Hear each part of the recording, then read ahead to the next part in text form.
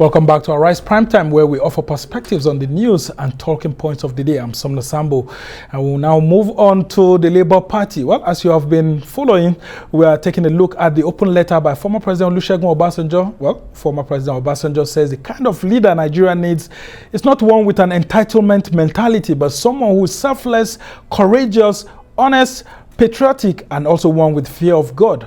Obasanjo stressed that the Nigeria of today has been dragged down well below the Nigeria at the beginning of his own presidency in June 1999. Meanwhile, the leadership of the Labour Party has saluted Obasanjo for what they say is a worthy New Year's gift. All of this have emerged from the open letter penned by former President Olusegun Obasanjo, who's urging Nigerian youths to take back their country. Well, let's also speak with the Director of Public Affairs and Strategic Communications of Obidati Independent Campaign of the Labour Party, Professor Chris Nwokobia. He joins us from Lagos studio. Thank you so much for joining us, Chris. How much of a big win is this endorsement by my pleasure. By Obasanjo for the Labour Party's presidential candidate, Peter Obi? I'm very sure all of you will be strategizing and celebrating right now. Somna, it's my pleasure to be with you. It's my pleasure to be speaking to Nigerians on this auspicious moment. Happy New Year. Somna, the truth is that the guest that you had before me from the APC was very frontal and profoundly patriotic in his analysis.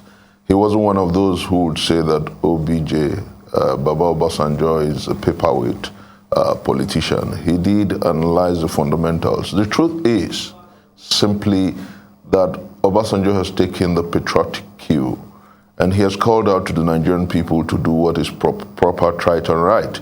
He has called out to the Nigerian people to follow suit.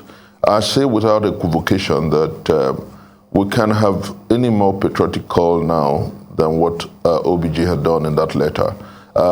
Almost all the paragraphs of that letter, but for one or two, talked about, six pages, but one or two talked about the candidacy of Peter Gregory Obi.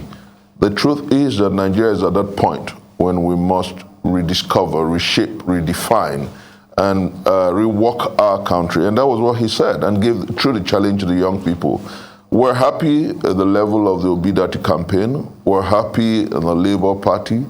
We're profoundly grateful for two reasons, and I say this without equivocation, Somna, that those who have thrown darts at the elder statesman and former president forget that since 1999, he's been a fundamental phenomenon on our political kaleidoscope.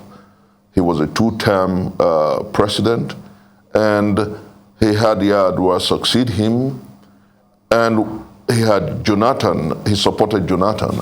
And in 2014, 2015, he endorsed the candidacy of Muhammad Buhari, and he won. Follow this trajectory. The only time he did not frontally support a candidate since 1999, but obviously wrote a letter saying that Buhari wasn't doing very well, was in 2019. That election was largely contestable. Some people maintain that Atiku did not lose. But here he's coming out on a very strong and passionate ground, calling out to the largest demography of voters, which is the youth and the young people. He's telling them that the future is in your hands. Whatever you do with this next election is your choice. And I largely would say that across the voter demography, we have over 60% of the voting population as young people. And you have seen the movement and the momentum.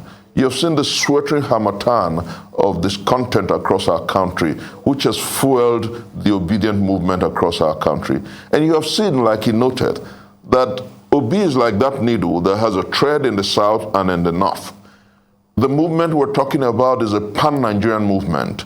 And Obasanjo's endorsement, as well as the endorsement of Afenifere, the endorsement of the Miyetti Allah, the endorsement of El Zakzaki speaks to one fundamental issue, that you have a candidate that Nigerians can connect with. Nigerians are asking for a new day and a new deal. Nigerians are asking for a new republic. Nigerians are removing fundamentally from ethnicity and religion, and they want a candidate who can deliver on the promises of democracy. And that's who we have in Peter Gregory Obi. Okay, now let's talk about the criticism that's arisen from all of these conversations that we've had since that letter was released. There's the fear among some people that if Obasanjo continues to have his hold over Peter Obi like this, through all this endorsement moving around with him, and somehow Peter Obi becomes president, that Obasanjo will be teleguiding him. What do you make of such observation? That is absolutely unfounded, because he did that with Muhammad Buhari. Did he teleguide Muhammad Buhari? I think that clearly what people who are saying that contending with is the fact that they're sore losers. You know, I tell people, some have said, oh, OBJ, Obasanjo is a paperweight politician. But they went to Ota, they went to Abeokuta to meet him. And in one of the spectacles that we saw, he was holding one of the candidates like a schoolboy behind him. Every candidate has gone to Ota. They've gone to Abeokuta. And you don't call that monument, you don't call that phenomenon a paperweight politician. And let me say this, he has in no uncertain terms said that he's not interested in teleguiding anybody. He just wants a better Nigeria. He's at the twilight of his journey in this mortal sphere. And that is what you have seen across the class of the former heads of state. You know, some as I talk to you, many more endorsements will come. There comes to a time in the life of a nation and a people when they must do that which is proper, right, and right. And that's what people are doing now. The time to fix our country, the time to reshape our country, the time to make things right again is now.